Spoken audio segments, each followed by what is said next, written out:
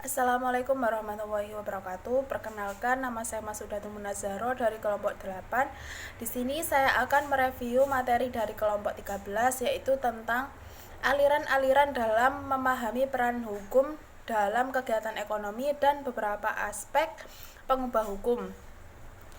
Ada dua pembahasan yang dibahas dalam materi ini, yaitu yang A, aliran-aliran dalam memahami peranan hukum dalam kegiatan ekonomi. Perekonomian dunia berkembang sangat pesat sehingga diperlukan kehadiran peranata hukum agar pembangunan ekonomi tersebut memberikan hasil yang baik kepada semua pihak. Ada 3 kutub pemikiran yang mempengaruhi upaya memahami hubungan atau fungsi atau peran hukum dalam kegiatan ekonomi, yaitu sebagai berikut. Yang pertama, aliran radikal.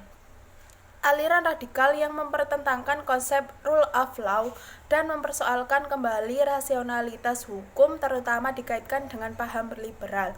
Yang kedua, aliran moderat. Aliran yang dipelopori oleh Solom, Clark Dalton, dan Tusnett beranggapan bahwa mempertentangkan hukum dengan ideologi liberal yang mengagungkan kebebasan berkontrak selain terlalu radikal, juga tidak realistis, sebab tidak ada satu negara pun di dunia yang mengesampingkan hukum karena alasan ideologi. Yang ketiga, aliran yang menekankan pada norma perspektif tentang hubungan hukum dan ekonomi. Aliran ini menemukan asumsi bahwa regulasi di bidang ekonomi telah melahirkan aneka norma perspektif. Poin yang B yaitu aspek pengubah hukum dalam kegiatan ekonomi. Hukum sebagaimana dipahami sebagai suatu tatanan yang menunjukkan bahwa suatu masyarakat itu ada. Seberapa banyak atau sedikitnya suatu masyarakat, ada hukum yang menentukan pola interaksi di dalamnya. Sekecil apapun hukum tersebut tertulis maupun tidak tertulis.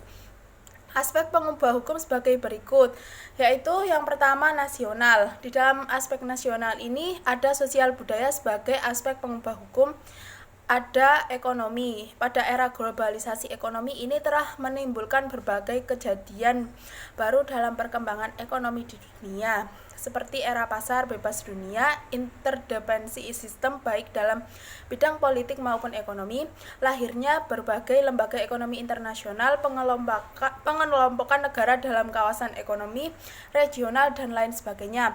Ditinjau dari segi ekonomi, maka terdapat beberapa aspek pengubah hukum diantaranya. Yang pertama, pengaruh lembaga ekonomi internasional. Yang kedua, keberadaan World Trade Organization.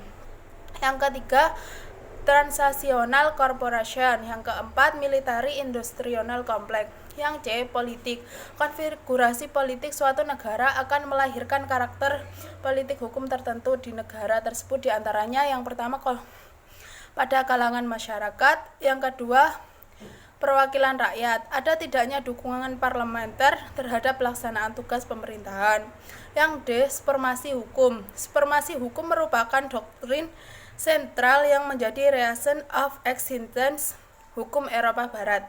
Ada beberapa konsep dasar untuk ditegakkannya supremasi hukum, yaitu antara lain konsep rule of law, konsep law of state, konsep konstitusi. Yang E, pendidikan. Proses pendidikan hukum itu sangat diperlukan guna menumbuhkan adanya suatu kesadaran hukum seperti memahami apa yang menjadi hak dan kewajiban sebagai anggota masyarakat serta mengetahui dengan sebenarnya tentang peraturan yang berlaku di dalam negara. Yang kedua, internasional.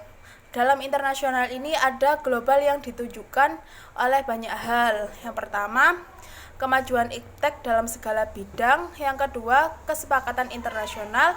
Yang ketiga, kesepakatan regional. Yang keempat, kesepakatan multilateral. Sekian penjelasan dari saya, kurang lebihnya mohon maaf. Wassalamualaikum warahmatullahi wabarakatuh.